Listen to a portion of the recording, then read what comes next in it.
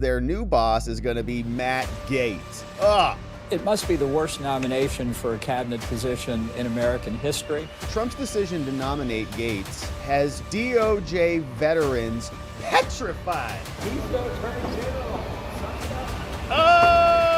DOJ staffers are in a full-blown freakout over the Trump victory, and now it's even worse because their new boss is going to be Matt Gaetz.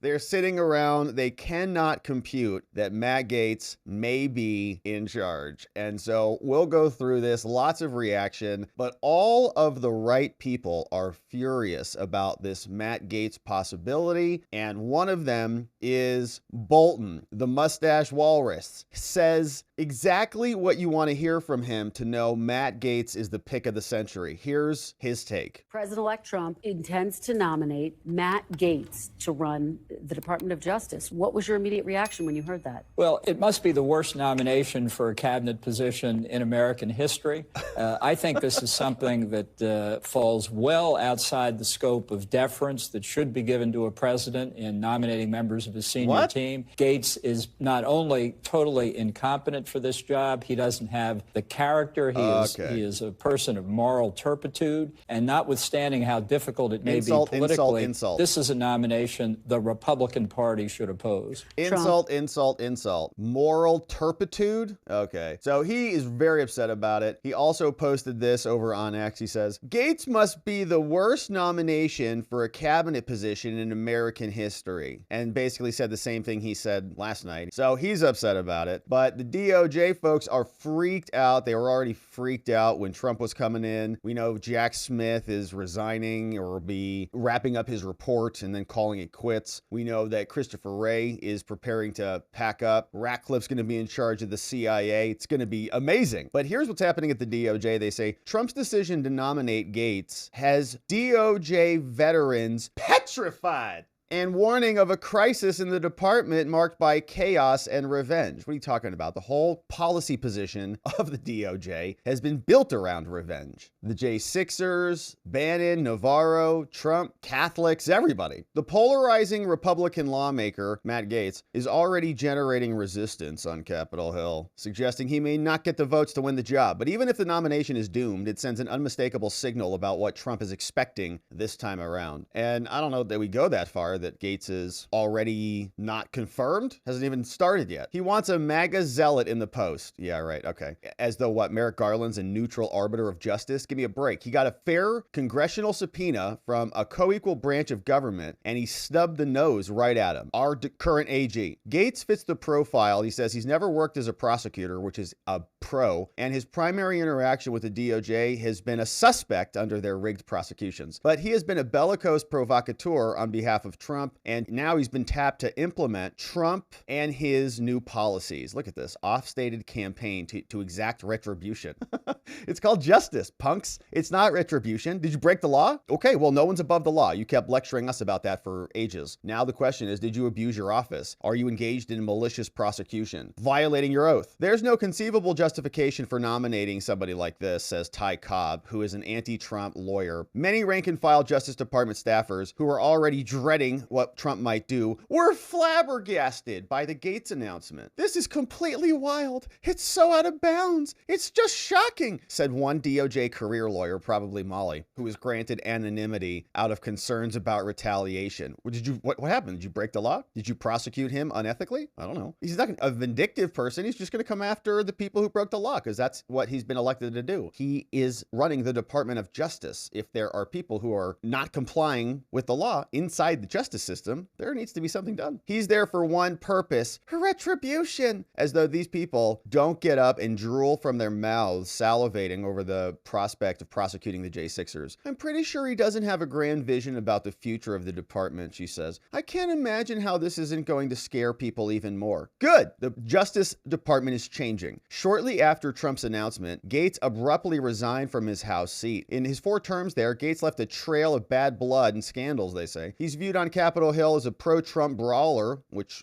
is good, who has infuriated his own GOP colleagues, including Kev McCarthy. And I think I saw Kev is out there saying that he will not be confirmed. He's like, no, he's not going to get the votes. He strategized with Trump in the weeks leading up to J6. He's being investigated for stuff with a minor, though he was never charged, and he fiercely denied all that, but they like to continue to bring that up repeatedly. Generally, nominating traffickers isn't a good idea, said somebody. Okay, has he been charged? I know there's an ethics report that was supposed to be coming out, I think, this week. And so there's some contemplation that Gaetz' resignation was timed very nicely with that, so that the committee that is going to be releasing this report loses jurisdiction over the report. Now, that being said, doesn't mean that that report's not coming out. We know that these things leak very conveniently all the time. Gaetz is also an unorthodox choice on policy. He's advocated for decriminalizing marijuana, called on Trump and others to pardon Snowden, pushed for restrictions on domestic wiretapping that the FBI says we need to stop terrorists.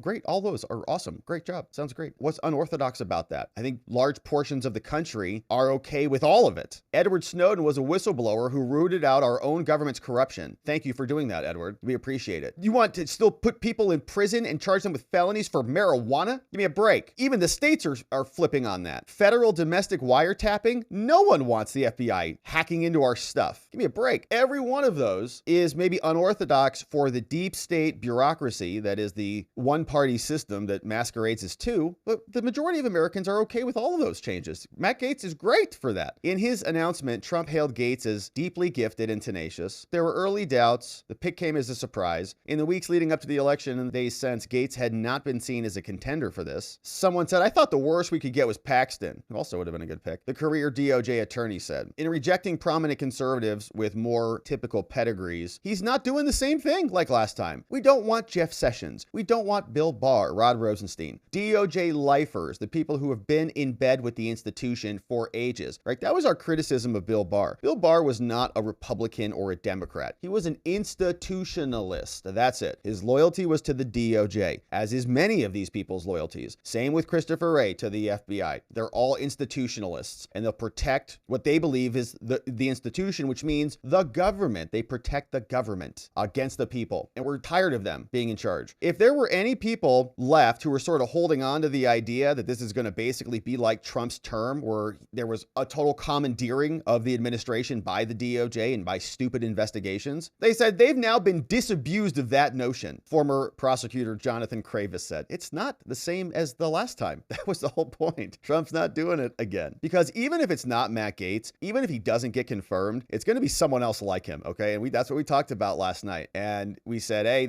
might be a red herring, the shiny object. Oh, look over here, it's Matt Gaetz. Meanwhile, you get Tulsi Gabbard, you get RFK Jr., Health and Human Services. Everybody's running in over here while you're shining Matt Gaetz over. One former Trump official granted anonymity to speak candidly called the Gaetz nomination effing appalling. It's effing appalling. Why? Because he wanted it to be him? The Attorney General should not be a provocateur. Okay, so this is what we were also talking about yesterday. Overt versus covert. Matt Gaetz, you know who he is. We all know what his perspective is. Merrick Garland is exactly the same as Matt Gaetz. He just has a fake lying facade of stucco covering him up to pretend like he's this impartial, neutral person. He's not. He's worse, right? That's even more devious. The Attorney General should not be a provocateur. Well, we have that. What do you think Lisa Monaco is doing? Do you think it's cool that they're raiding people's houses who should not be raided? No. Meanwhile, we've got wide open borders and people dropping dead from fentanyl. They want to prosecute marijuana offenses or people who are protesting at abortion clinics. Okay. So freaked out, you can see, I'm sure it's a 5-alarm fire. Someone needs to go collect the shredders from the DOJ's office right now and check the recycle bins. Go into the settings, IT people, and they need to turn off the empty recycle bin functionality, because there must be shredding documents there hand over fist, and Bolton is freaked about it. Now, Gaetz did resign from Congress very quickly. Trump announced his choice the same day that he resigned. House Speaker Mike Johnson confirmed the resignation has already taken effect, so Gaetz is out of office. Johnson indicated that Gaetz made the decision to expedite his replacement. Says, well, I think out of deference to us, he issued the resignation letter effective immediately. That caught us by surprise a little bit, but I asked him what the reasoning was, and he said, well, you can't have too many absences, so under Florida state law, there's about an 8-week period to select and fill a vacant seat. So the idea is, by doing that, that allows me, he says, Mike Johnson from the House says, I've already called Ron DeSantis in Florida and said, let's start the clock, right? Let's get this seat filled, like now. Gaetz' selection surprised lawmakers and pundits, conservative firebrand. Kevin McCarthy's already on a plane to Russia. Though his representation of a solid Republican district makes it unlikely that the resignation will impact the majority, it's still going to cause a little bit of complexity there. So very, very interesting developments. And this was a great clip that we saw yesterday, but once again, for posterity, you see this is Thomas Massie, who's saying, suck it up, Buttercup. This has to happen. Do you think he'll get confirmed by the Senate? Then needs to be recessed. He's the Attorney General. Suck it up.